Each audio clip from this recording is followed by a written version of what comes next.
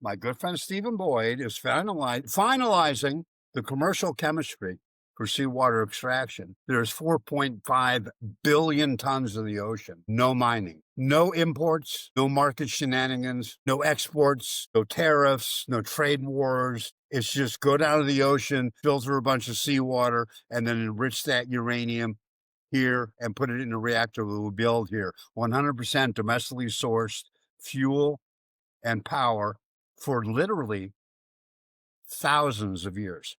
And I'm not exaggerating. And it is doable, and the technology is there. Just because the facts are A, if the narrative is B and everyone believes the narrative, then B is what matters. But it's our job in our industry to speak up proudly, soberly, and to engage people in this dialogue. Those 2.5 billion people that are in energy poverty, they need us.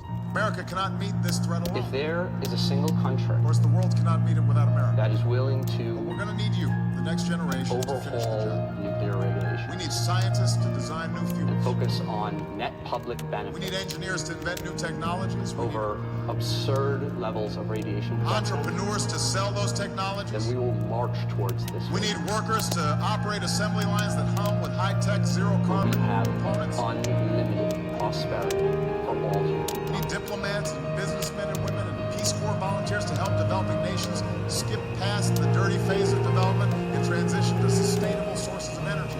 In other words, we need you. All right, welcome to another episode of the Fire Division podcast, where we talk about energy-dense fuels and how they can better human lives. Today, I'm joined by returning guest, Mike Connolly. Mike, super stoked to chat with you. Yeah, it was great. we had- Yeah. It was so much fun How'd the you last time. I'm looking forward to having more fun now, and got a new book. Yeah. Help talk about your book. Where else in the world can you come onto a podcast and promote books that talk about super nerdy things like linear no threshold theory? Well, right? see, I write about highfalutin things, but I write for lowfalutin people. And so, Takes one to know, right? That's why we get along. that's right. Yeah. Dude, I spent 30 years as a painting contractor and a handyman, so I just write for regular people. I write so the guy in the next ladder can understand what I'm talking about. Nice. Well, Mike, in the interest of folks not having to go back and listen to the other episode, even though they should, because you're hilarious, and I really enjoyed talking with you before. Why don't you give folks a little bit on your background? How'd you get into writing not novels, but stuff about technical reports and history or technical topics? So, Well, I'm a writer, and I've always been kind of a nerdy guy and been into all sorts of like new technology. In fact, I've looked back on my life. Most of the writing I've done were stories around new technology. I swear to God, I was writing a novel about deep fake in 1989. I'm not exaggerating. Wow. I mean, yeah, exactly. And anyway, so I was like farting around one night, cruising the internet, and I came across the Michael Crichton talk, and I'm like, okay, I'll listen to this guy, whatever. And he blew my mind. He said, he asked the audience, he goes, how many people died from the 3 Mile Island meltdown? And then he looked at the audience and he said, no one. And I'm like, what? And then I just got into it. And then I started reading up on thorium and molten salt reactors and accidents. And I'm like, holy cow, this is a great technology. And these scare stories are just factually incorrect. And I'm like, well, heck, So I started making comments in online articles about nuclear power, and then I was invited to join the Thorium Energy Alliance by Kim Johnson, who saw my comments, and he was a chemical genius. And my good friend now, my best friend, Stephen Boyd, would follow him around with a notebook writing down Kim's chemistry. He would just spew it off the top of his head. And Stephen would literally follow him around writing them down. So Stephen's my best friend now, and he's working on uranium extraction from seawater and molten salt reactors and all that good stuff. And so I've just been writing about this stuff, to explain it to people the class of people that I know that didn't understand this stuff, which are basically working class people. I grew up working class.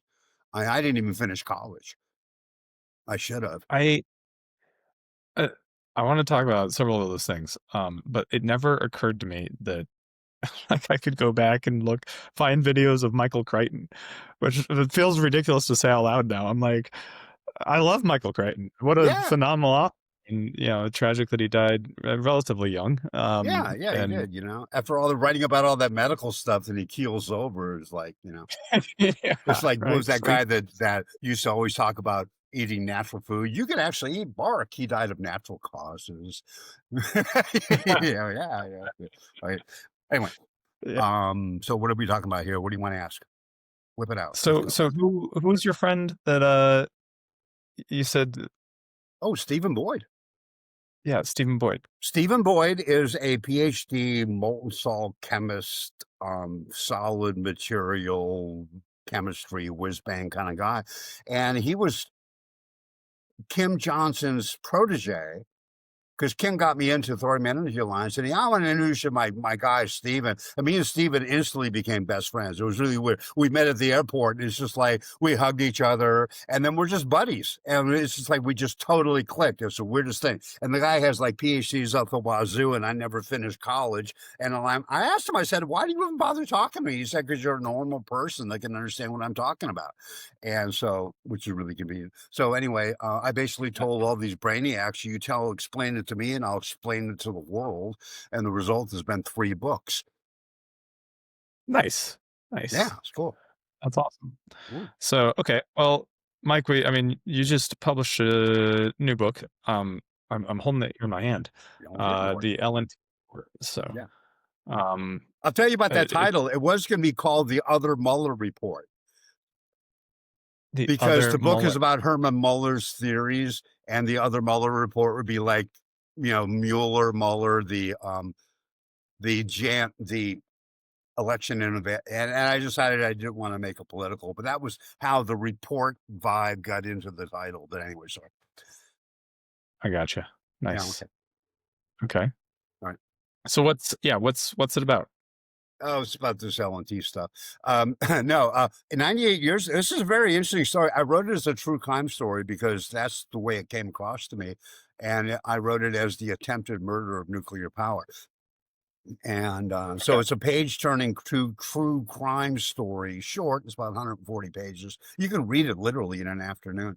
And it tells the story of how nuclear fear came about and how bad science made the world afraid of nuclear power, which is the subtitle of the book.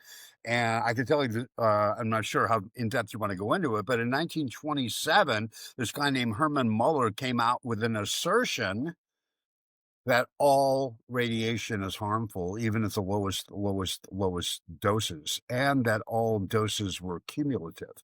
And he came up with this idea in 1927 before we could even see what was happening inside of a cell. Wow. And he was making claims about radiation damage, and the only evidence he had to go on was high dose damage. And the doses where he got a damaging effect were 130 million times background dose on planet Earth. And he finally got these flies coming out with 5 wings and green eyes. And he's like, oh my God, I have unlocked the key of genetic evolution with radiation. And everybody believed him. And his paper had no data, no discussion of means and methods. And it was published in Science magazine, which was owned at the time by his professor's best friend. So there's nepotism associated with it. I guess you call it that. It is, it's like non-biological nepotism, Yeah, exactly.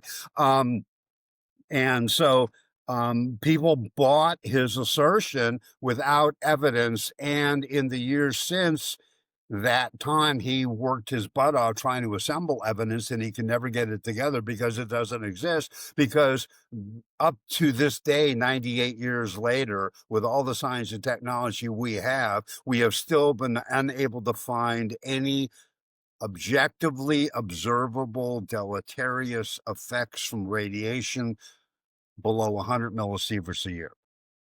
That's just a measurement of how much. Okay. Yeah. Okay. So even that statement, right? Like, let's dive into that. What does that mean? Okay, No great. dele- A millisievert, a millisievert. A lot of scientists measure radiation in grays, and that's the amount of radiation received by the organism.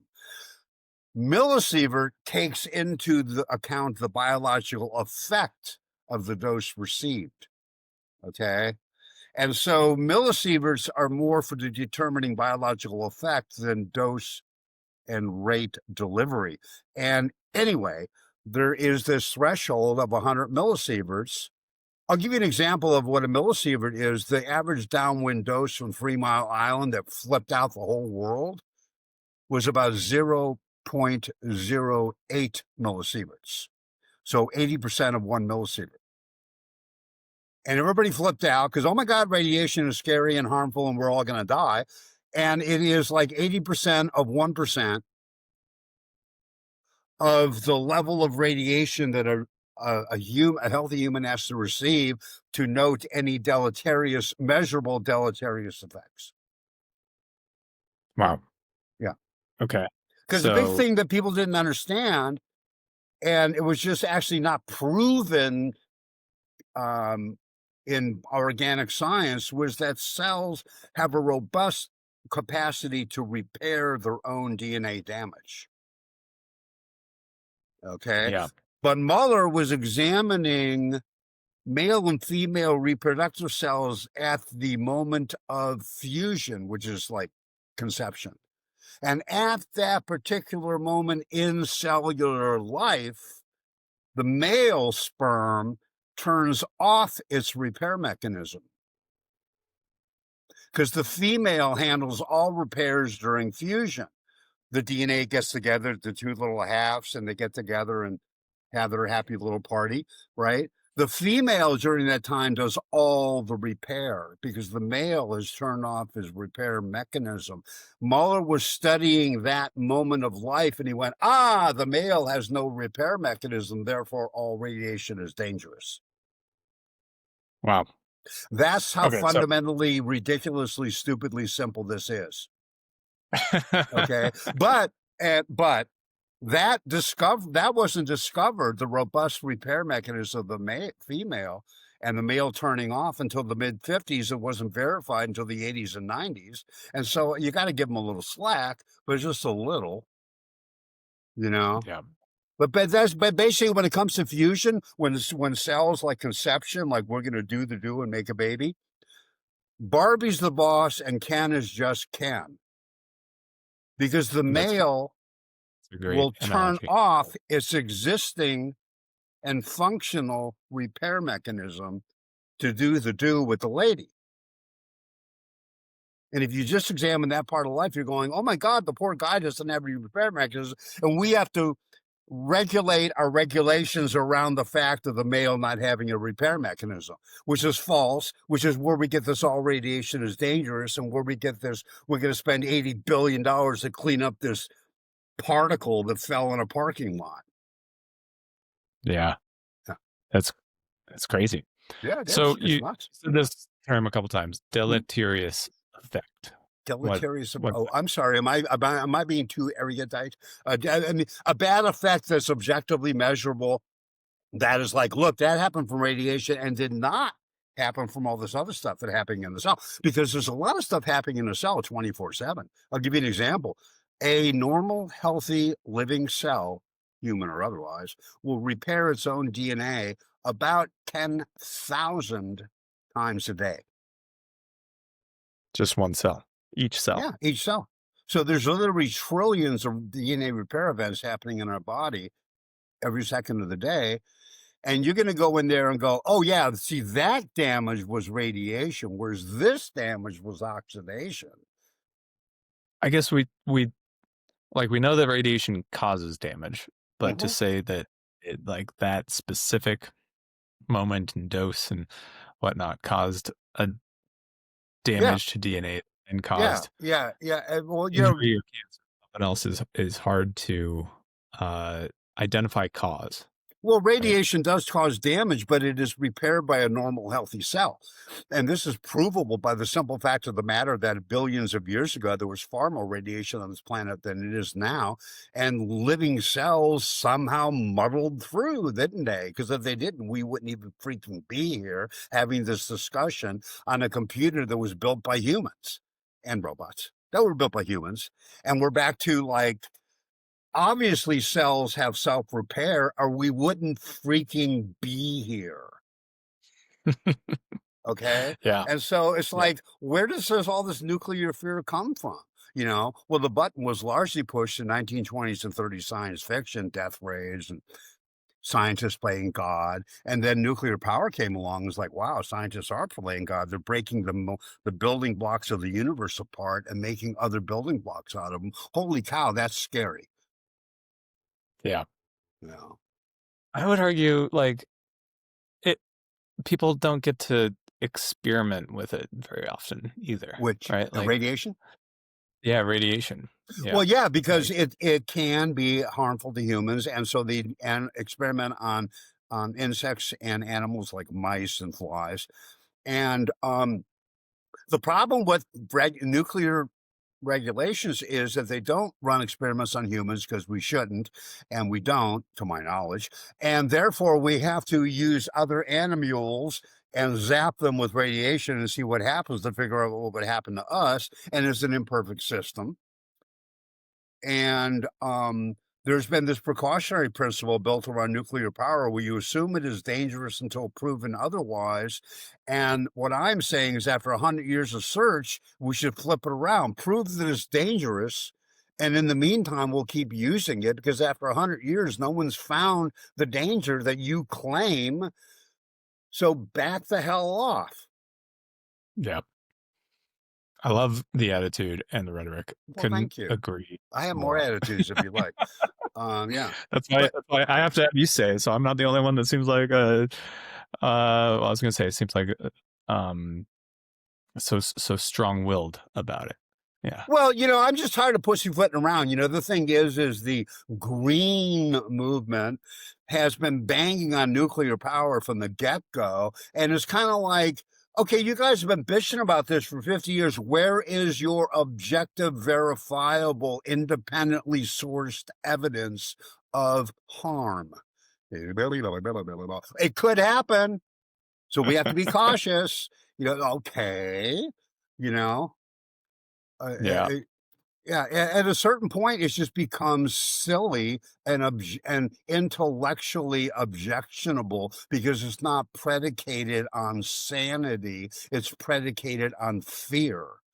And then when you look for the substance behind it, they don't have it, but they say to you, "But it could happen," and so you would be remiss if you were to slack off on this possibility. Yeah. Yeah, and then you have to look at the larger picture. Well, if we slack So off when you're and we saying back, I'm sorry. when you're saying they, Mike, in this instance, you're Well, they like referring to like incorporated. Yeah. or like Sierra Club or Greenpeace or any of these Yeah, NGOs that exactly. Any people like that are really overly, right? They yeah, come off as environmental clubs, but they're very anti-nuclear. yes, exactly. And you start digging into these people's rationale, and you have arguments with them online, and you see what they present, and it's just like, you bought that? You know, you bought that there was 1 million deaths from Chernobyl that were covered up in some government plot? Really? You know? I have a soundstage where we landed on the moon that I could sell you.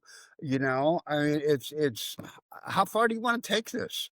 You know, and they want to take it all the way to the wall. They're still going ape about 3 Mile Island and the average downwind dose, proven, measured, objectively determined, was less than the radiation you receive from one chest X-ray.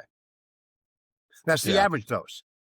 0.08 millisieverts. The highest dose was 1.1 millisieverts. So, okay, 1.1 chest X-rays.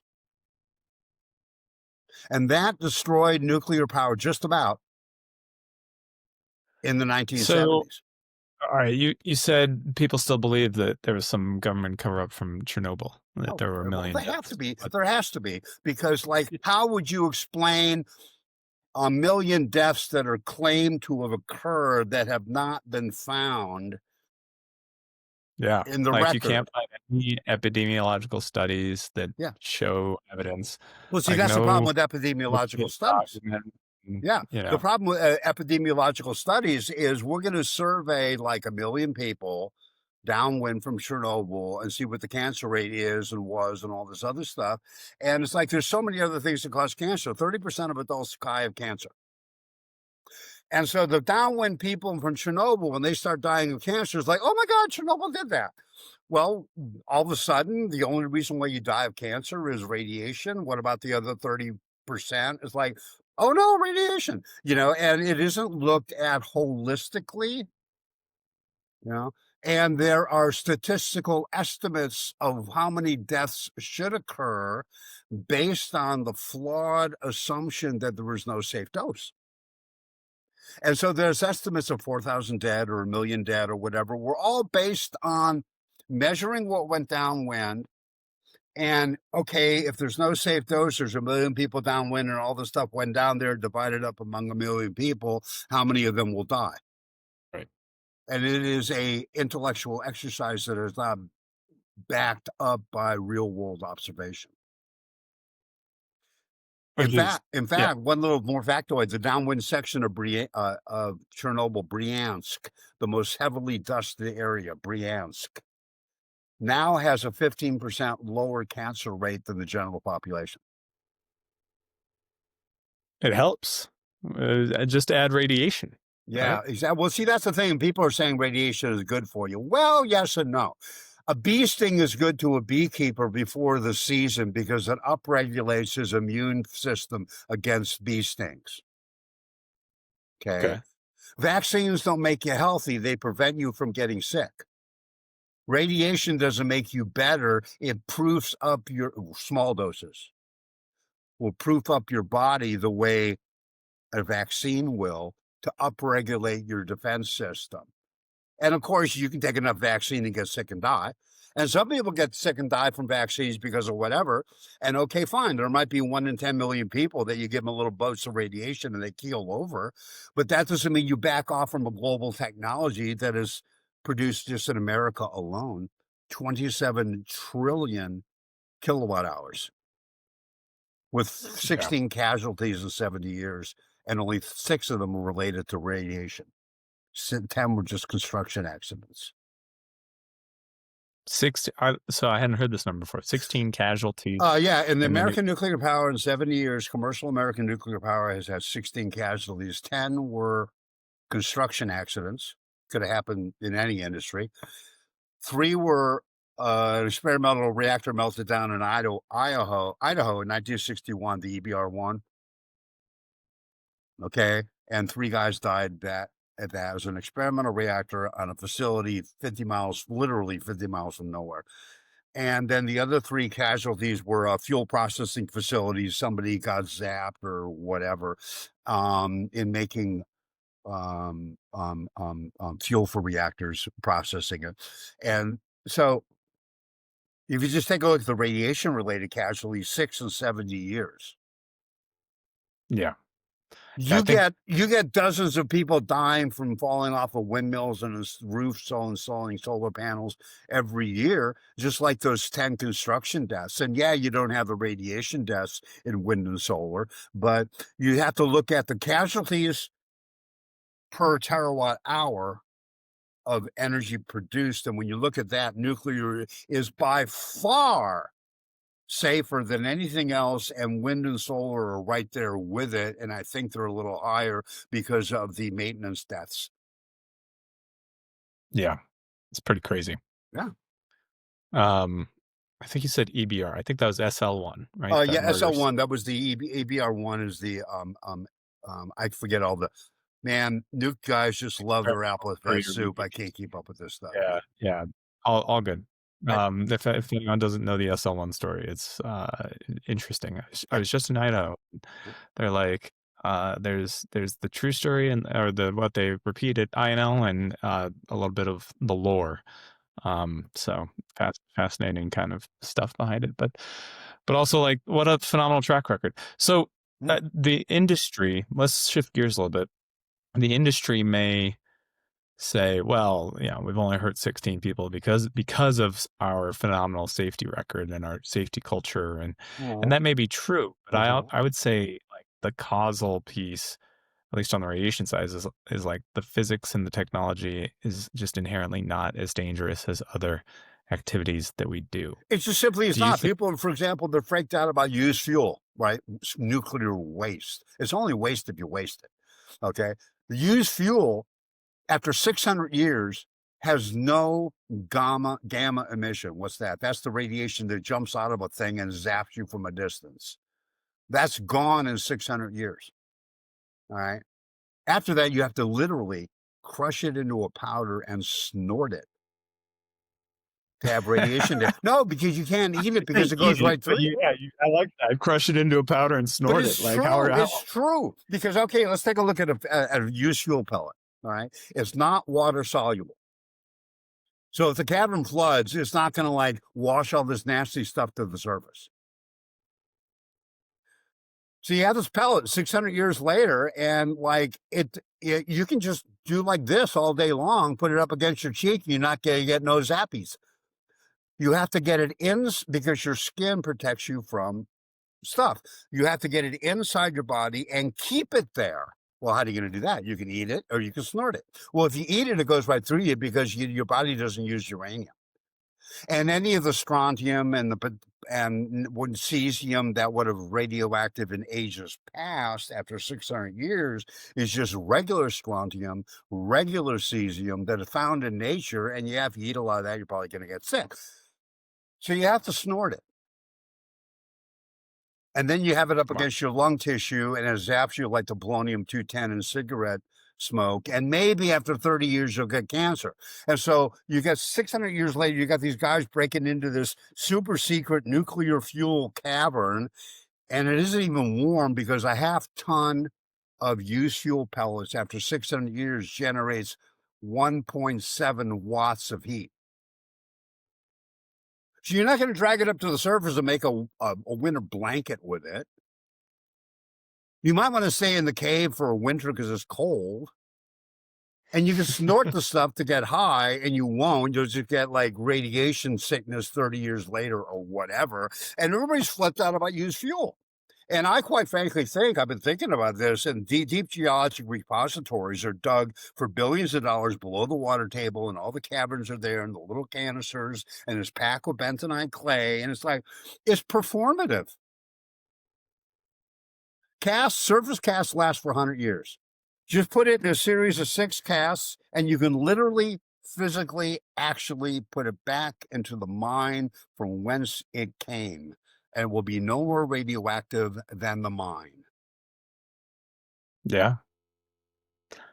It's brilliant. That's it. Yeah, You're done. it's true. And people are like, oh my God, use fuel and it's going to cost all this money and we can't afford it and it's expensive. It's like, for help. I will not cuss on your show. I'm sorry.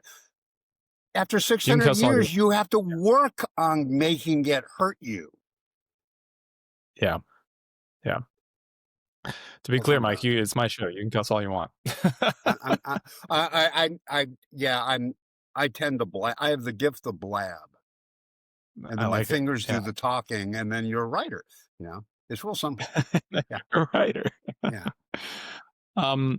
So I think you also just answered something that Brett Kugelmass had been asking the industry for a long time. What's that? I think he had a standing bet or offer that if somebody could, and I forget the exact mechanics of this, but it was like, hey, tell me actually how like the radioactive nuclides are going to hurt you or cause damage or harm, and I'll give you $10,000. Yeah. And it was like, he said no one's actually taking him up on it. It's like really hard or impossible or to prove it. So I got to go back. When I get rich, I'll do the same thing. I'll tack it to the door of the NAS, you know, like Martin Luther. Show me the freaking evidence, bro. It's really goddamn simple. Show me the evidence. I am willing to entertain your theory if you show me the evidence. It's dangerous. Okay. Here we go again. Show me the 98 years and they're still going at it. So, Mike, do you engage with many people in the nuclear industry, like No, they engineers can't and stand me. No, I'm kidding. We get along fine. people? Yeah. Mostly with scientists and other advocates and reactor designers, fuel dezyners. So yeah, I interact with a lot of these people. Actually, I do. Just wonder, like, the culture is fascinating. Mhm. There is a lot of like, well, we're going to submit to the regulator and we're going to do what they tell us to do, and the regulator is following these rules You know. because of all these frustrations that we have because of the LNT, right, in this book, Yeah, and it feels the kind of, attention should be on reforming the regulations. You know. yeah. Yeah. But like from the people that are actively working and designing these things, like, I don't know, it feels like there could be more pushback, could be Well, here's more. the thing. Oh, American yeah, I'll nuclear say more education kind of about this topic, this specific topic, right? So, I'm sorry, repeat that, please. I think there could be a bit more education about this specific topic Well, yeah. within the nuclear industry, right? Like people like from regulators, people that are working to try and get new licenses, approvals. Like I think the Yeah. whole industry could be a bit more educated. So Yes, I think it's exactly. actually, I think everyone from within the industry should read your book. Well, I agree, and we're trying to get the books into the, electrical brotherhood worker, whatever those guys that, the SEIU, whatever they call the guys, the electrical dudes that run power plants, nuclear plants, these books should be available so they can explain to their friends, this is why you shouldn't flip out that I work at a nuclear plant. American legislators, they need to have their staff read it so they understand the issue. Because basically what it comes down to is LNT is the bottleneck. Okay, it is the bottleneck, and it must be destroyed. And it can only Let's be expand. destroyed. Why is it? I'm sorry. It can only be destroyed how? It must be destroyed. It must be debunked because it is the bottleneck.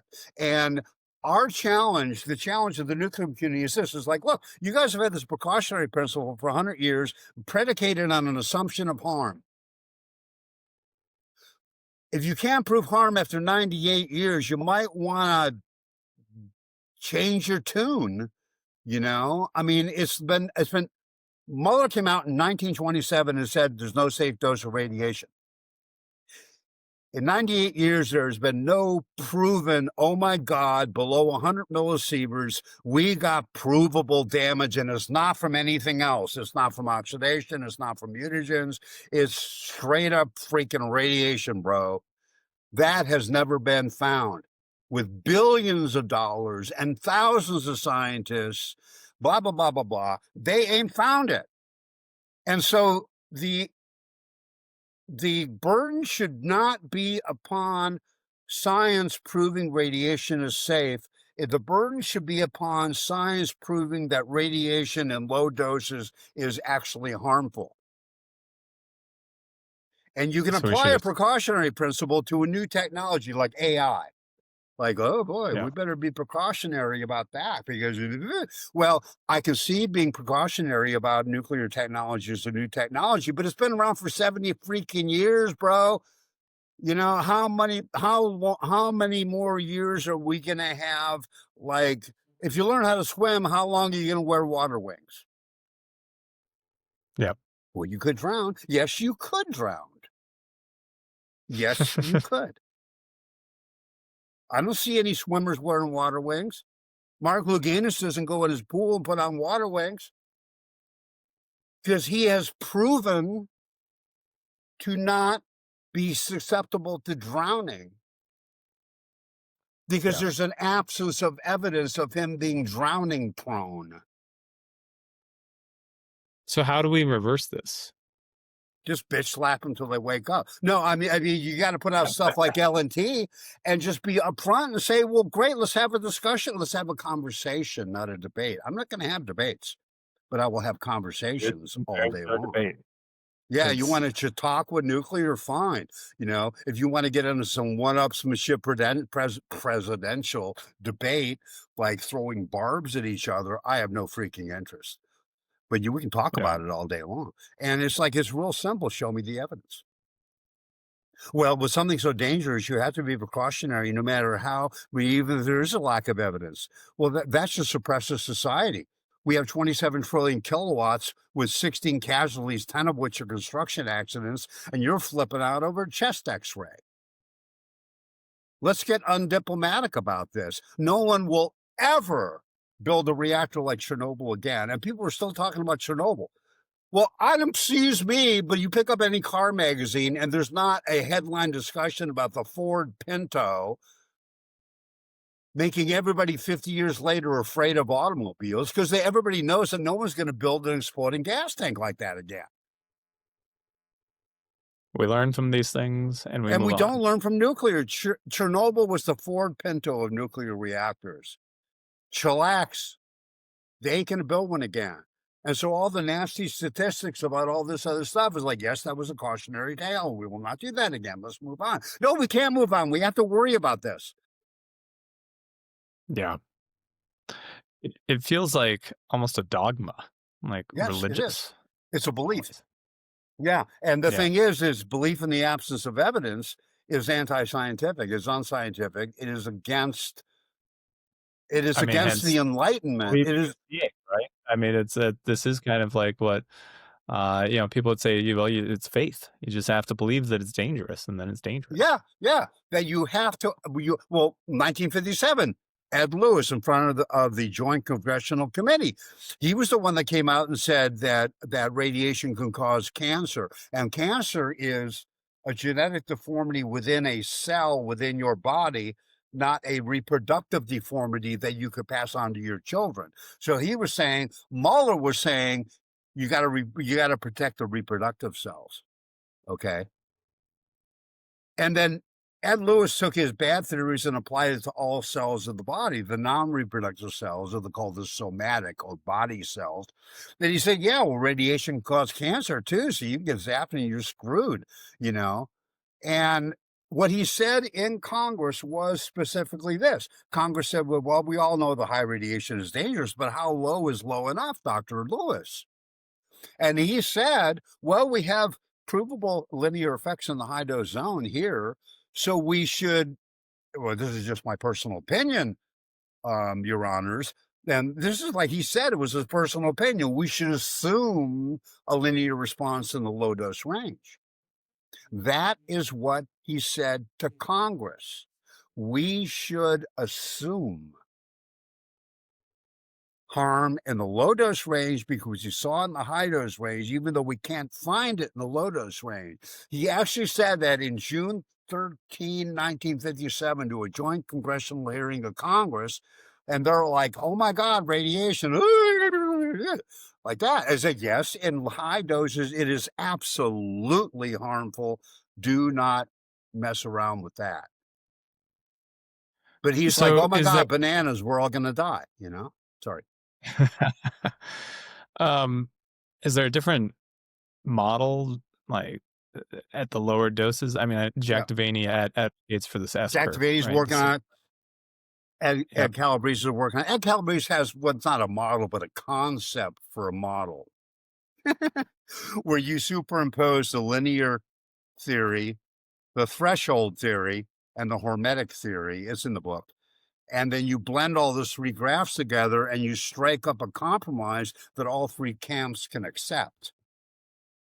It's in the book, it's in the last chapter. And it's a concept for a model. And Jack Devaney has an actual model, and it's called SNT, sigmoid no threshold, and it is not about sigmoidoscopies, so don't worry about that. A sigmoid is an S-shaped curve. That's all it means, S-sigmoid. He should have called it anyway. And his idea is, well, great, let's measure radiation received at a nuclear accident and compensate people according to the grays or the millisieverts that were recorded to have been received by them. And so with 3 Mile Island, it'd be, oh, you got 0.08 millisieverts? Oh, here's a free copy of Earth as a nuclear planet. Yeah, but I was freaked out. Oh, okay, here's a copy of the LTN report. That's it. And then you can have the actuarial tables reflect that, and insurers can come up with a rational way of insuring power plants instead of operating from the assumption that there is there's no safe dose, then obviously no expense must be spared. And no expense has been spared, which is why everybody goes, oh, nuclear is expensive. They make South Korea and China routinely build large light water reactors in today's dollars for about $2,500 to $3,500 an installed kilowatt. Vogtle costs $16,000 an installed kilowatt. Yeah. My solution is simply this. The U.S. hires South Korea to build an APR 1400 reactor on U.S. soil on the condition that we have to watch every single thing that everybody on their crew does from soup to nuts. And that costs us an extra $500 million. It's worth it.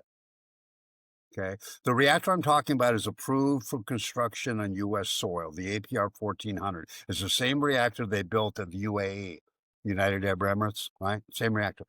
We can build it in U.S. soil. Just hire KEPCO to come over here and give them like $5 billion instead of $15 billion to the guys that built Vogtle, and then have the guys that built Vogtle get to sit around on their butts for the next 5 years and watch what these guys do until they get the hang of it. I want someone to explain to me why that is not a good idea. I think it's a great idea. It's fascinating.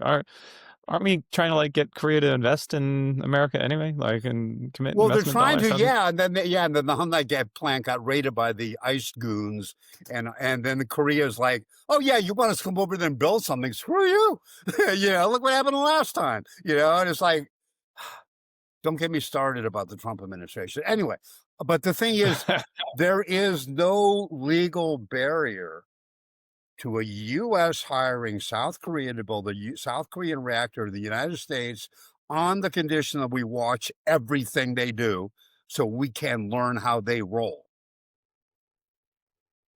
Think they do it? They might say yes on the condition that you don't change the rules and regulations to make us do stupid shit when we already started. I'll give you an example. Vogtle is 300 miles from the coast up on a river. And after Fukushima, we had to do a bunch of retrofits on Vogtle in mid-construction because of tsunami fears. Which is crazy. That's just freaking straight up stupid. And anybody at the NRC that wants to argue with me, I'd be glad to do it because that's just freaking straight up stupid. And it costs all sorts of money and all sorts of time. It's like, oh, Rick, nuclear costs a lot of money. Yeah, if you have some bonehead changing regulations in midstream for something that will never occur. Germany flipped out about Fukushima and decided to get out of nuclear. Were they afraid of tsunamis in the Baltic? This is atavistic fear. This is nuclear fear. It doesn't have any basis in rationality or logic, and it is a gross, pathetic exaggeration of some very real and very understandable fears that people do have. Yeah. Yeah. So, Mike, with the book, you wrote it in this true crime prose. Why? Tell us about that. Tell us about if there's... Well, this is what it is Ed Calabrese is like the world's acknowledged historical researcher on the subject of LNT. There's nobody that's done research like he has. And so he put out this series of 11 hours of an interview. And I watched them 5 times because what I discovered was the interview was about different nuclear topics rather than a historical linear explanation of how things came to be. But all the pieces were in the lectures. And so I just put them together in chronological order and told them with my typical sardonic flair and made it into a page-turning whodunit or why they do it, how they get away with it, true crime story, which is what it is. because I think that Mueller was criminal in his behavior. He fucking lied. He didn't have data. He said he did, and he actively suppressed people that proved that he was wrong. Okay? Yeah. And people bought Feels his very more. Yeah. and his bad science, BS. And people bought his BS, and we've been fighting it ever since. And it is the number one bottleneck to the expansion of nuclear power. And all the antis go back to radiation is dangerous, even in small amounts. It's like, show me the frickin' evidence. Well, Mueller said he didn't have any evidence. His paper had no evidence. He never replicated his experiments. He never gathered a group of experiments that proved the sweeping claims that he made. The people that say that they had evidence never presented it after saying that they would. It is all in the book. I am not exaggerating. Sorry, you didn't make this up, right? Like, No, this is I didn't make this up. It's just like it's a true crime story, and it is. And it's just like it's like this is how it came to be. This is how bad science, BS, made the world afraid of nuclear power. And you should be cautious, but not unduly so to the point where you don't implement the technology and use far less effective technologies to try to accomplish the same thing, which is what they're trying to do with wind and solar. Wind and solar is trying to back away from combustion to a pre-combustion technology. And I'm saying we need to go beyond combustion to fission. They're two starkly opposed philosophical approaches. Mark Jacobson, he is the world's proponent of 100% wind and solar. His plan for U.S. all wind and solar grid, I've examined it, my partner Tim have, and that's what the third book is about. But because the whole philosophy is radiation is dangerous, therefore let us develop this unsuitable technology and make it work because, oh my God, we can't use radiation. Oh Lord Almighty, we're all going to have 5 heads. Therefore, we must make this other thing work. And it doesn't because it doesn't scale. And I'll tell you how it doesn't scale. We added up how many solar panels he needs to do his program and how many would have to be replaced daily to keep his plan in operation. 460,000 full-size solar panels daily. In 1 week, it equals the volume of 432 Park Avenue. That's that skinny white skyscraper south of Park Avenue. It's very famous now. That real skinny box, right, with the windows all around it. That volume of solar panel waste in 7.6 days. And it must be 100% recycled, or we will not have the silver to do the job. Yeah, my question was silver, copper. Yeah, it's all in Roadmap to Nowhere, the third book that's coming out. And basically, China has a monopoly on rare earth, and they have a monopoly on polysilicon. Polysilicon is what you print the solar cells on. I think half of it is made in China, and 70%, half of it's mined in China, and 70% of the finished polysilicon is made in China. And the rare earths are there, and it's like we will literally need another China to implement Mark Jacobson's U.S. wind and solar program and screw the rest of the world. I mean, it's just an unworkable concept. Why? Because it does not scale. My good friend Stephen Boyd is finalizing the commercial chemistry for seawater extraction. There's 4.5 billion tons in the ocean. No mining. No imports. No market shenanigans. No exports. No tariffs. No trade wars. It's just go down to the ocean, filter a bunch of seawater, and then enrich that uranium here and put it in a reactor that we'll build here. 100% domestically sourced fuel and power for literally thousands of years. And I'm not exaggerating. and it is doable, and the technology is there, and the only thing stopping it is LNT, because LNT is like, oh, that's great, but we can't do it. LNT is like, there's a monster on the porch. Oh my God, there's a monster on the porch. So now we have to construct $1 trillion staircase and get in through the back room window because there's a monster on the porch. And that's exactly what it is. The world has been convinced there's a monster on the porch, and they're doing all these elaborate workarounds. And the monster Right. is easily managed and provably contained and managed properly. And even when the monster gets out of the box, like Fukushima, no one was injured or killed from radiation. No one. It was scary as hell. Oh my God, it was scary. Oh my God, it was scary. But no one was injured or killed from radiation. But oh my God, we have to shut down nuclear power because of Fukushima. Why? Because you were scared? Yeah, I was scared, turn that thing off. I mean, that's how silly it becomes. I'm sorry. I don't mean to insult anybody. Well, maybe I do. But that's how silly it becomes. It's like, oh, I'm scared. There's no evidence, but I'm still scared. But there's no, but I'm still scared. Okay, fine. You know, and it's just like, oh, really? Humans, you know? So, Mike, Yeah. where can so people can find your book on Amazon? Yeah, it's on Amazon. Also- And then all three will be on Amazon, and they're lots of fun to read. They're as entertaining as I am, and you'll learn something. And you're gonna read the audio version out loud to folks? Have some of your own flair in it? I'd like to, but I got so much stuff going on. You won't believe, I don't want to brag, but I got all sorts of deals cooking right now, and I'm that be really busy doing some writing in a real short. That's why I got to get That's why I have to get Roadmap to Nowhere finished, because I got these screenplays coming up that people want rewrites on and deals and blah blah blah, and I'm like, you know, I just want to go away. I just want to sit on the porch and spit on ants. But you know, anyway,